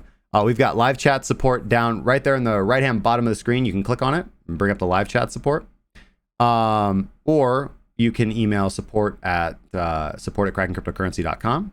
I'm not aware of any maintenance issues on the website right now, especially because I just talked to that individual. It's totally possible. But once you log in with Discord, you just go to the, I'll just show you real quick. Go to crackingcryptocurrency.com. You go to plans and pricing. You select package that is correct for you, sir. Log in with Discord actually first, because everything is run through Discord. So log in with Discord and then you'll be able to see those buttons. They won't be there if you're not, so if you log in with Discord, and then let's say you want to go with our most popular option, which is Premium Plus, you'll click Go Premium. And it says, you don't have access to purchase this item. Why do I not have access to purchase this item? Because I am not logged in with Discord. So if I log in with Discord, I don't know what it's going to do here. Yeah, so I don't want to log in on this particular browser in this instance that I have running, which is just for the stream. But log in with Discord, and then you will be able to, then this page will look entirely different. This page will look entirely different. You'll have all your payment methods there, whether you want to pay in cryptocurrency or pay via credit card or pay via PayPal, all the options are right there. Don Cannon says it's free due to 4th of July for 1 year. Don Cannon, you are offering a free 1 year subscription due to the 4th of July to be your friend? Man, I paid. Don Cannon charged me $1,000 to be his friend. That is amazing that you're offering it for free, sir. I'm going to post about that on Twitter. Give them your email address too. This dude is offering free friendship due to the 4th of July for 1 year. Amazing offer, man. That does not come around very often. Do you guys want to talk about these other? You guys want to talk about these other altcoin pumps? Link. I don't have. I've taken like 3 trades. I have Link. I have Link hooked up to my auto system right now, along with Cardano. Cardano I might be turning off today, which probably means I should probably look to turn off Link too. But again, today was a day where the more you look at the chart, today anyways, the more you might question your initial plan. So really just kind of a take a step back day for me. Link doing pretty good in that OB territory. Let's see. ISISbot had, again, just it's hard to argue with what the system gives you. Again, remember guys, I can only take the trade setups that are right for me, that I have worked hard to identify and develop trading systems for, right? So I'm quite favoring ISISbot here just because of how clean and simple it is. Yes, I am somewhat ambivalent to publish it, but it is going to happen. But again, nice entry down right around here on Chainlink and generated the exit signal here, which makes a whole lot of sense. So I would be quite happy with that trade. We consolidated very quick. I mean, very, very quickly, which I guess somewhat of a measured movement up pattern where you have a measured movement and you have a little bit of sideways and you have another measured movement. I don't really see the volume spikes in Link here that would be indicative of a blow off top, but that's just, again, Tether USDT on Binance. Where we really want to look is Chainlink BTC, because this is certainly more volume and a little bit more indicative of what's going on. Oh man, it has been a while since I've looked at this. Used to be like my most highly requested chart. Okay, so kind of battle plan for Link is fairly simple. Oops. What is going on? Buy pullbacks to like 52,992. That's just logical. That's just a return to support. And you're kind of hoping that we get a throwback if you weren't able to get in. That's about it. That's about it. And then if we drop back down into that trading range, you can kind of look at 37,223. Big drop. That's why that's a risky trade. Would I short Link to BTC? No, I would not short Link to BTC. Because because Link is bullish. I don't short things that are bullish. I trade in the direction of the trend. So I would only long Link, right? So again, this is something I really want to point out because I've been working with a student on this and I really want them, this is a very important concept. If something is bullish, if there's huge big green candles, I am not interested in saying, like, let's look at Tesla, right? Some people trade this way. I won't. We were just looking at Tesla, right? And some people might say, dude, this is the short of a lifetime. Great. I short markets when they're bearish, which means they're more likely to continue moving down. Tesla's more likely to continue moving up. I mean, I'm not saying it's going to continue moving up from this point, but the better you have the odds in your favor if you wait for a pullback and then trade long, rather than believing that you know when the market will top or bottom. This is why I don't trade true reversal trades, where something is bearish and you're going long on it, or something is bullish and you go short on it. I don't do that. For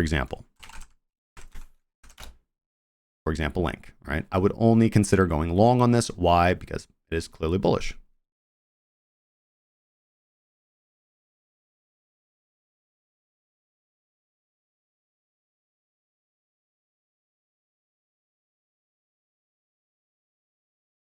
Wait until stimulus checks hit again. Pumps are going to be huge, Jordan Stott says.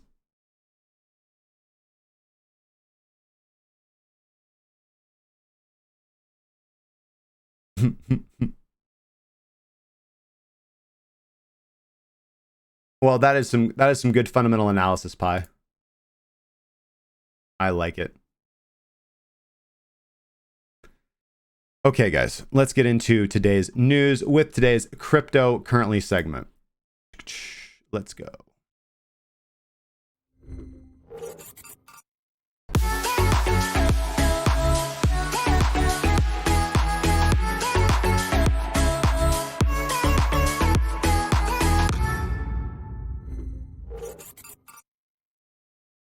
All right. As the page loads. Okay, so we got a lot to talk about. First off, let me make sure that I'm not covered up here. This will be fine. Okay.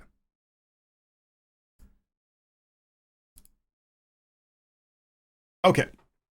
So, as cryptocurrency investors, traders, it behooves us to look for new tools, or, well, not always to look for new tools, but to develop methods of analysis that can help us get a good bead on where we think price is going to go and give us objective trading signals. It's the entire purpose of everything that we do. And we touch on a lot of factors.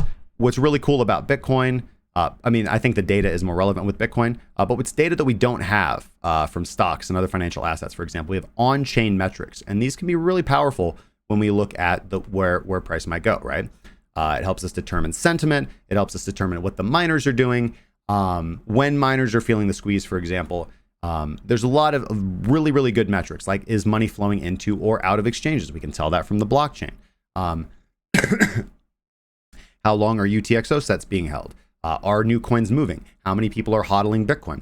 All of those metrics are really quite bullish, right? We've covered a lot of those before, like the quantity of wallet addresses that are holding 0.1 BTC, that are holding 0.1 BTC, the amount of Bitcoin that hasn't moved in such a long time, indicating that hodlers are hodling, right? And then we combine that with the fundamental analysis of what's going on in the world, the knowledge that a currency crisis is coming, the knowledge that Bitcoin is a better store of value than fiat money, and the Bitcoin has a real chance here to not only make the world a better place by providing at least a base level for a more fair and equitable monetary system, because the fiat system is just too far. There's no way to save it. It is not a good system. It's a bad system. It does not work. I mean, okay, let me put it this way. It works. It's the best thing that we got, but we have not been able to fix these problems. So I am not an individual that is comfortable with a system that is just always going to be this broke. No, I think, and this is an argument I get from a lot of people. Like, look, man, look at all the wealth that that the fiat money system creates. It does. It creates a lot of wealth, creates a lot of prosperity, but it always crescendos into the situation where it crashes and burns. And this is the cycle that we've gone through as society. Obviously, we have way more technological innovation now in our modern era than we did, for example, back when the Greeks did this, back when the Romans did this. All the different times throughout history that fiat currency, fiat nations have created a fiat currency, developed a little bit of an empire, kind of controlled the world, and then crumbled and dissolved. And that's just what we know in recent history. Who knows what we don't know in older history? But anyway, certainly a cycle that you can study in history. It always ends in a currency crisis. It always ends in some form of societal collapse. And I'm not okay with that. I'm not okay with that being the status quo. I'm okay with asking the question. I'm okay with looking for the solution. Like, hey, if we build a better monetary system, which is kind of the backbone of every advanced civilization, maybe we don't have to tear ourselves apart eventually when wealth becomes too unequally distributed, or when it becomes too much civil unrest, which is all sides of the same coin. If you guys want to know why there's civil unrest, and particularly in the United States right now, if you guys want to know why there are so many problems in the United States right now, and really around the world, it's really not the symptoms, right? As individuals are saying they are. These are, individuals are right now popularly reporting symptoms of an underlying problem, which is a corrupt and deficient monetary system, right? That is the basis for everything. People don't really get upset unless the issues affect their livelihood, right? Which these issues are. The Fed's monetary policy is directly contributing to everything. to all of the civil unrest, to all of the problems, to the unemployment, to wealth inequality, to inflated asset prices, to less purchasing power for regular individuals. These are easily predictable outcomes for what the Fed is doing. Like when you recklessly increase the monetary supply, and when you allow your fiat currency to really be devalued, and we can add more things in, like we purchase goods and services, and we export these notes all over the world. Those are going to come home to roost. That's when we're going to see inflation. All of these things are very, very predictable outcomes. But getting back into mining, sure, I was going to tie that thread in somehow. But anyways, one interesting metric about watching on-chain good data can be pulled out of measuring on-chain data, right? So we're going to be touching on one factor to determine sentiment, and that is a miner capitulation, right? That is, are miners feeling the squeeze and selling their production reserves as a result of Bitcoin's price or economic situations, or maybe increased energy prices, or if they are confident in a bullish trend and holding for higher prices, right? So this is a tool that I don't really think is very well known. Obviously, these individuals who wrote this article are a little bit promoting of it, but it's okay. We're gonna look at it. It's an algorithm. I like it. And I'm going to see if it can give us some valuable insight into the mood on the ground at the world's crypto mining. We are live here at Crypto Mining. I have to go over to the Sichuan district province in China. Okay, so there's this company called Proprietary Analytics, and they have what they call a miner's rolling inventory indicator, MRI for short, right? And as we can see here, let's see what the sticker says. MRI measures the changing Bitcoin inventory levels held by the miners. If an MRI is above 100%, it means that miners are selling more than they mine and running down inventory. Conversely, an MRI below 100% means the miners are holding Bitcoin. So bigger number is bad because they are selling more BTC. Lower number is good because they are hoarding more BTC, right? I say as an example, over a 6-week period, miners generated 76,963 new Bitcoin, while First Spend saw 78,342 Bitcoins join the network. Therefore, 2% more Bitcoins have been spent than have been mined, and this would describe, or MRI would describe this at 102% because more has been sold than has been mined. All right, so it's a relatively simple concept. As I said, it's the amount of Bitcoin that miners spend from their inventory than they actually generate. It's divided by the amount of Bitcoin generated from mining during the same period, and they multiply by 100 to get a nice percentage. So if we take, for example, the last 5 weeks of miner inventory data that Bytree here has compiled, miners have spent on average 6,361 Bitcoins per week, and they've mined an average of 6,713 Bitcoins per week. All right. So that is, this generates an MRI of 94.7%. And that indicates that miners have been selling less Bitcoin than they have mined over the past 5 weeks. So miners are hodling, or they're building up their reserves, right? They're not interested in selling at these prices. Okay. Why would they not want to sell at these prices? Price is pretty high on Bitcoin, relatively speaking. It is above its cost basis, its fair market value. Well, you would certainly hold on to your Bitcoin if you felt the price was going to appreciate and you could sell at a higher price. You can see this happen in the order book all the time. You'll see a liquidity come in and liquidity will jump up higher. And that's because algorithms or traders are detecting that we have an opportunity to sell at a higher price. Why wouldn't you? All right.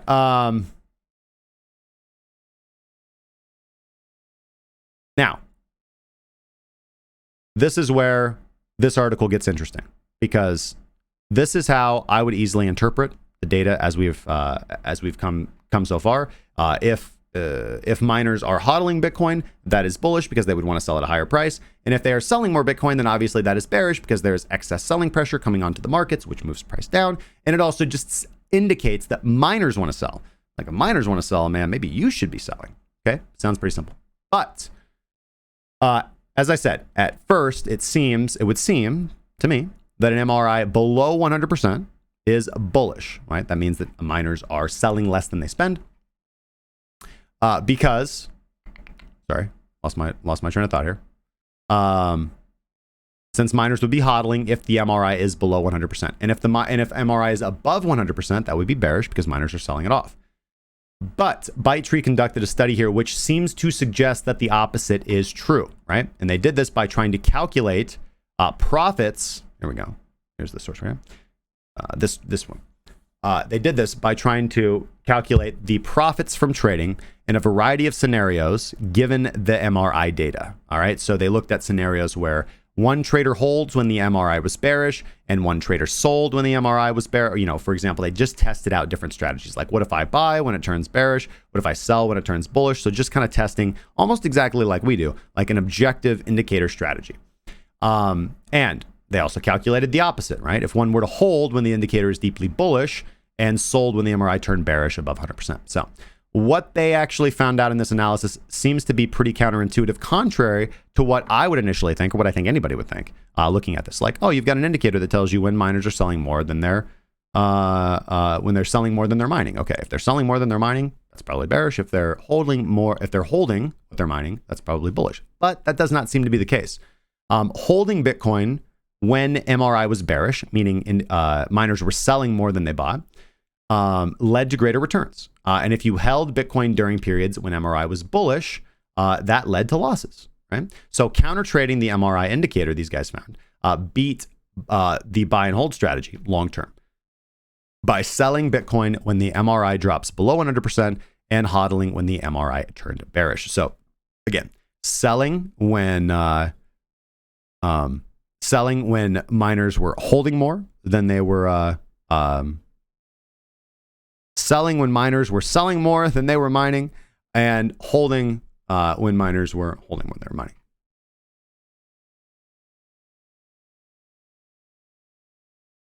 Now, an interesting takeaway from this is why, excuse me, or at least why they think this is the case, right? Right. So why is the indicator? What is this counterintuitive nature to the indicator, right? So they present this kind of following this theory. Why do we see this sort of price behavior based on the miners rolling inventory, right? Essentially, miners decrease the amount of inventory that they are selling during times when market liquidity is lacking, and increase the selling of their inventory when there is abundant liquidity. So kind of contrary to what you would think, right? Because miners are keen to optimize their profits, they also have a vested interest in preserving and not tanking the Bitcoin market. So miners sell more Bitcoin when there is more liquidity to absorb that Bitcoin.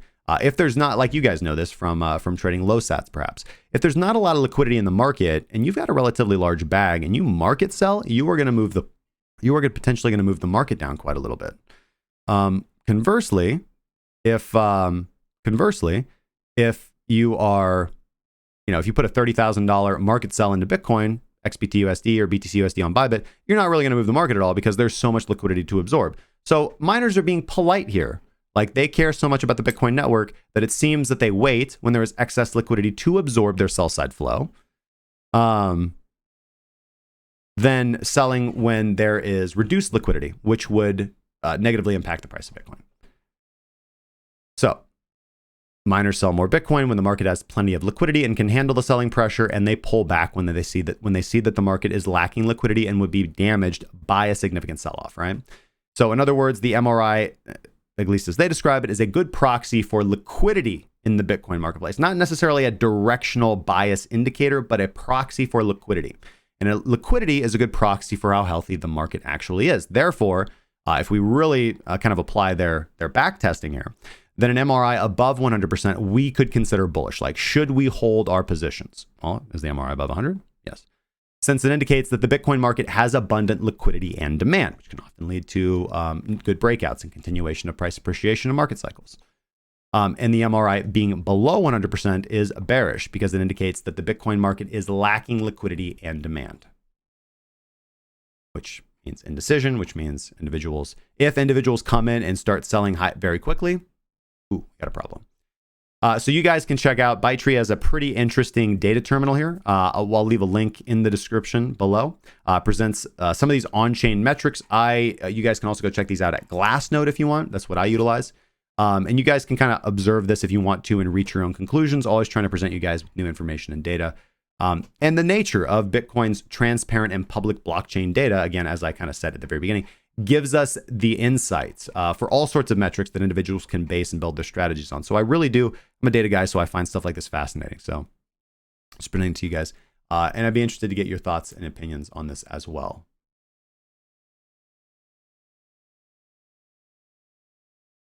Let's see what we got in the chat here so far.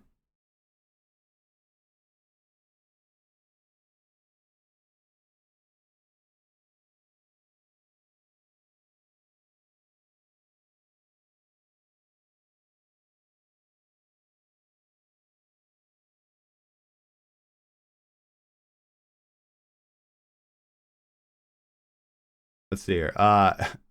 Buy Justin a lamp to put on the right side of his. Yeah. So I mean, I moved the. I like sitting here, so I have access to more of my monitors. But I certainly do need to fix the framing a little bit. I really like the old shot scene, but.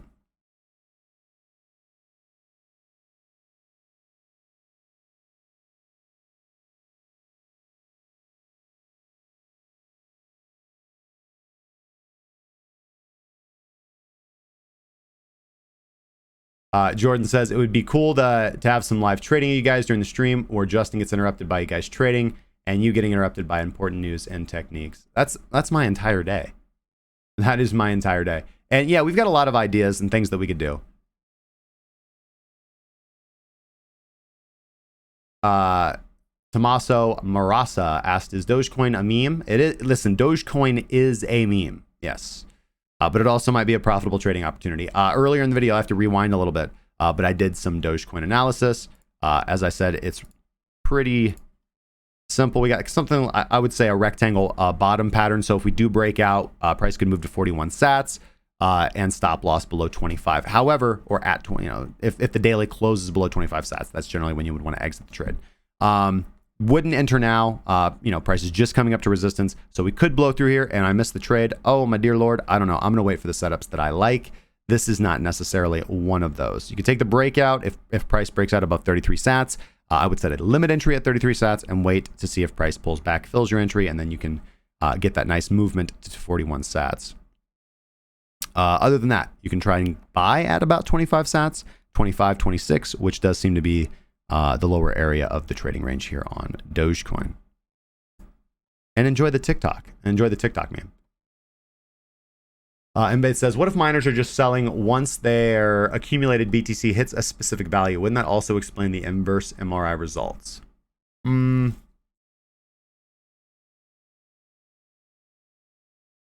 Well, then I think what you would likely see then is a far more cyclical nature of Bitcoin's price going to areas, because miners own a very significant amount of BTC, and again, the intuitive thought is when they increase selling, that should move the market down. However, what that data suggests is that they wait for the liquidity to enter into the market. Now, it could be that that liquidity tends to enter into the market at fairly predictable price levels, which for Bitcoin, I kind of think is true.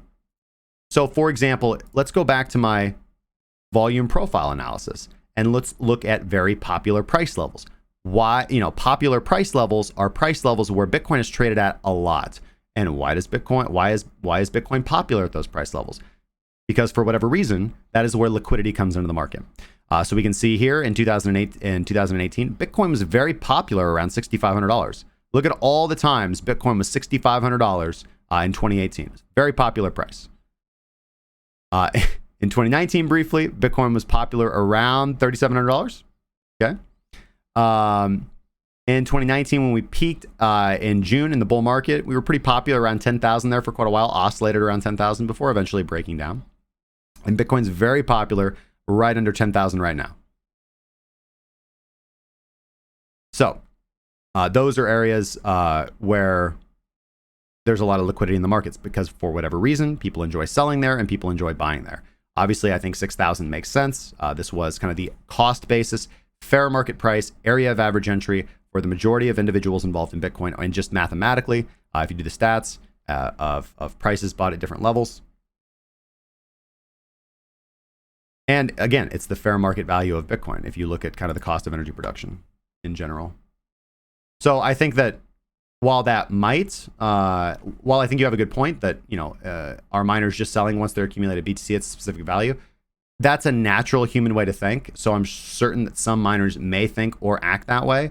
But I think if that was the dominant factor, I think we would see even more. I think we would see even more cyclical price behavior in Bitcoin.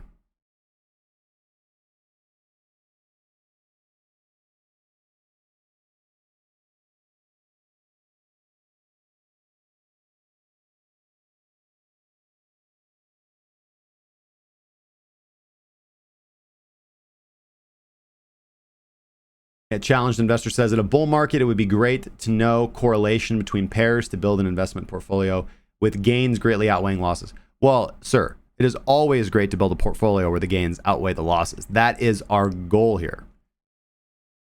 And yeah, I'm very excited about the kind of correlation idea, the correlation indicator. This is something of a breadth indicator, and I have it on my. It's something that I want to work on and see if I can't develop a good indicator for it. Because, well, and to a degree, this is BitGer does this to a degree. We certainly have, I haven't thought about that for a while. We have BitGer. Is it bitger.com? Yeah. Is it BitGer?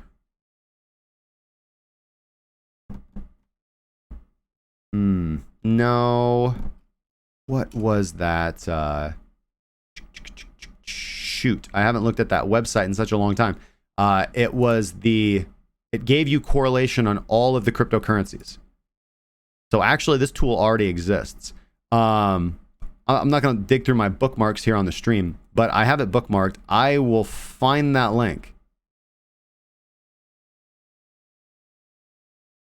I need a swivel chair and a circular desk, like Ron from Parks and Rec. Yeah.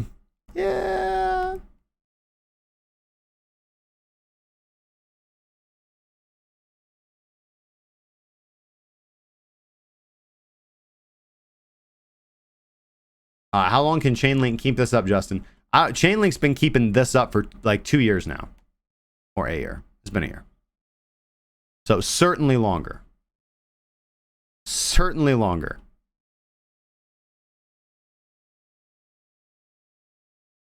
Yeah, we broke down and analyzed Link earlier. I got nothing. It's a profit taking area. It's not an entry area. Okay, so let's getting close to the end of the show. So let's we'll cover this we'll cover this tomorrow in more detail, because I definitely do want to talk about this Blue Leaks data dump. This is what we're going to talk about tomorrow. This is kind of just a little insight into how the FBI and you guys obviously know that this is happening, about how the FBI is tracking Bitcoin that is, being utilized on the quote unquote dark web. So kind of get a little bit of a primer into that. So set your calendars. You guys want to find out? You guys want to learn? Notify your informants.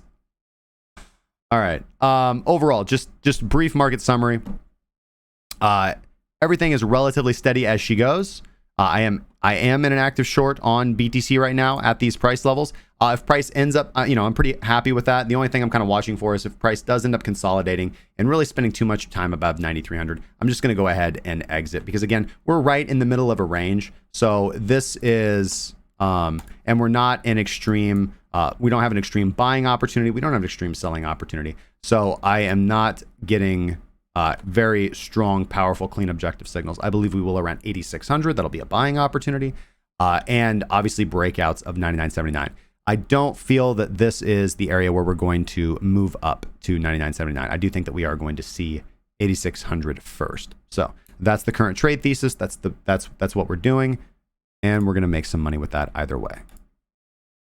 Ethereum, kind of the same thing. I don't see a trade set up for Ethereum. Altcoins continue to be where it's at. That's what we're doing to make money. I've been saying that for a while. Alex has been saying that for a while. We've been saying this for months. Well, like 2 months since Bitcoin's been relatively boring to trade. It's been range trading.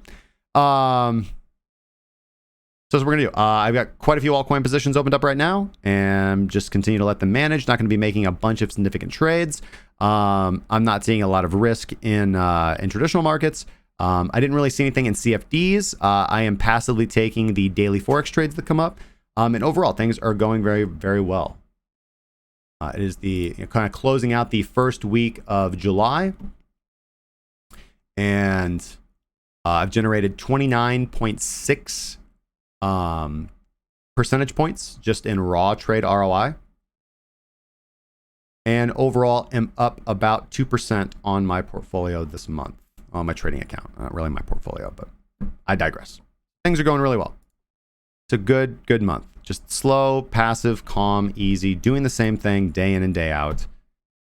I'm looking for those altcoins that are going to pamp next. All right. So in the comments section, show me the next altcoin that's going to pump 50%. It can't be something that I already have.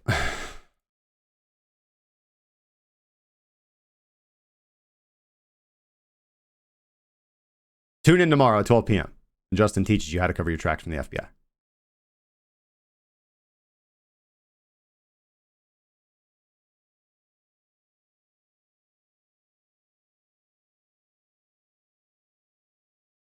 Jordan, that's a good question. Are profits put in USDT for most of y'all? So this is, over time, I've learned the different ways to recommend this, because for myself, and I always try to just speak from where I am and what I do.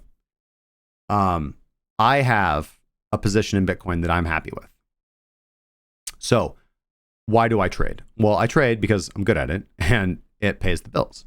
So this is my form of active income. It's my job.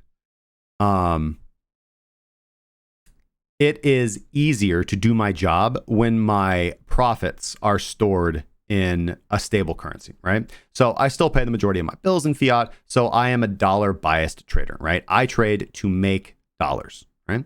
Now, there are some strategies that I take advantage of. Like, for example, like trophy investing. And this is where you have a successful trade. You don't sell off your entire position. You just keep a little bit and you put it in cold storage. I've been doing this for a long, long time. So you accumulate these like tiny, small positions in assets over time as you profitably trade them, right? That overall don't amount to much, but when you weight them together and if you're patient, again, you only need a small position of something that does 300% and you do quite well.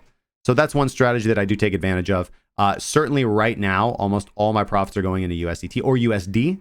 I do, however, add to my Bitcoin position generally once a month. However, the last few months I've been doing Ethereum, and actually the last few months I've really more so been doing silver, actually, because I do Money Monday. So on Monday, I buy an investment, kind of regardless of what it is. I just buy something to put in my long-term portfolio.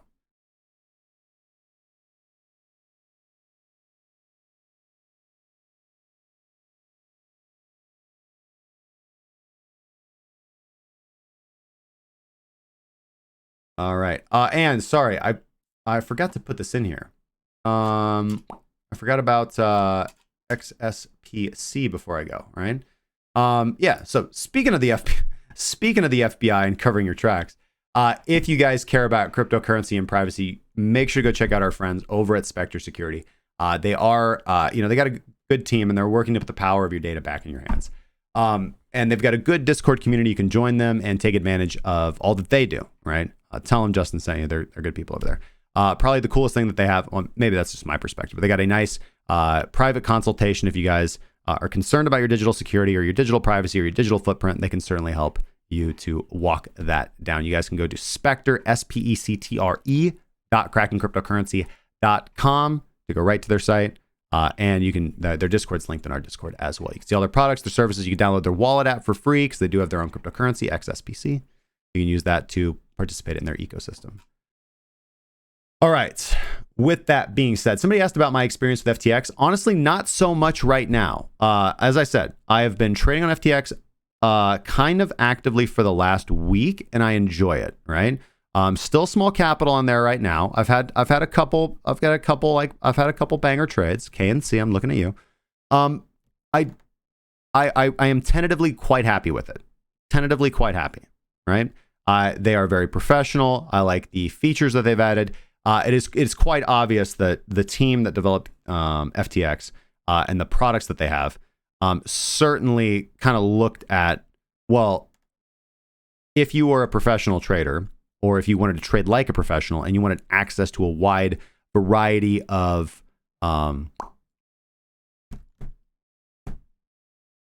good contracts, good derivatives, what contracts would you create? It's very clean interface, very easy to use. I like their order system. A few little issues that I've noticed. Sometimes this just happens on exchanges. But for example, like I said, I took a few Kyber network trades, KNC trades, on the perp contract. And I noticed on like 2 occasions, for some reason, and I didn't make a mistake, I set a stop loss. Like, so I took a long, and that means I set a take profit, and I set a stop loss. And when my take profit got hit, it opened up a small short position on top of taking profit. And I did everything right. I'm very confident that I did everything right. So, sometimes you notice these little issues on exchanges. Maybe I did make a mistake. I haven't necessarily, but it happened twice. And so I just kind of got my eye on it. But overall, I quite like the exchange. Didn't lose any money because of it, because I was aware, but it didn't happen all the time. So I'll keep you guys updated, let you know if I did make a mistake, but just issues sometimes happen on exchanges. But I like trading on there. I like their products and services. I'll let you guys know really what my final analysis is, maybe here in a month or two after I'm done really trading on there. I really want to get my experience with it. But you guys can go trade on at FTX if you guys want. ftx.crackingcryptocurrency.com is the link to get there and sign up if you guys want to use the referral code BOOM. Actually, that helps Alex out. All right. With that being said, it's time to call it, guys. Thank you guys so much for all the questions. Good stuff. Sorry that I didn't get to do a whole bunch of Q&A yesterday. I tried to stay more in the chat today, and I'll try to do that tomorrow as well, because these are better shows when I just get to communicate and talk with you guys. With that being said, let's hop over into this thing. All right. Hey guys. Thank you guys so much for joining me for another episode. Helps if I bring the microphone along, huh? Thank you guys so much for joining me for another episode of Breaking Bitcoin Market Update. Again, my name is Justin Wise, lead analyst and senior mentor at crackingcryptocurrency.com. If you enjoyed the content, make sure to smash the like button and subscribe to this YouTube channel. If you have not already, you got to turn on just all the notifications. Just slide them all on. Otherwise, YouTube is just not going to tell you that we even exist.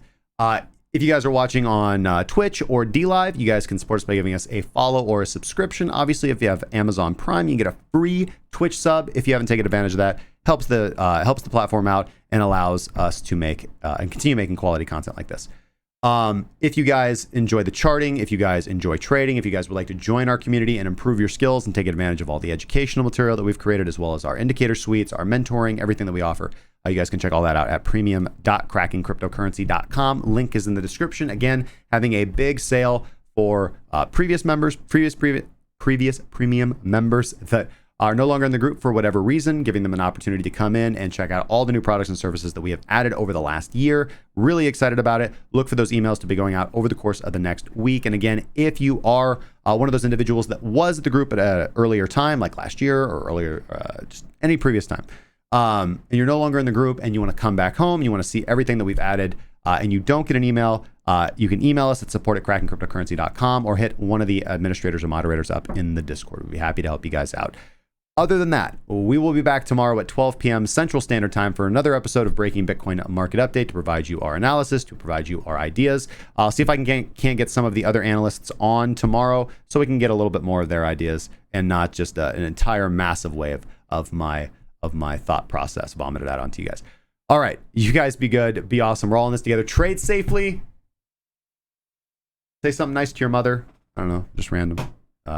And I'll see you guys tomorrow. Cheers. Trade safely.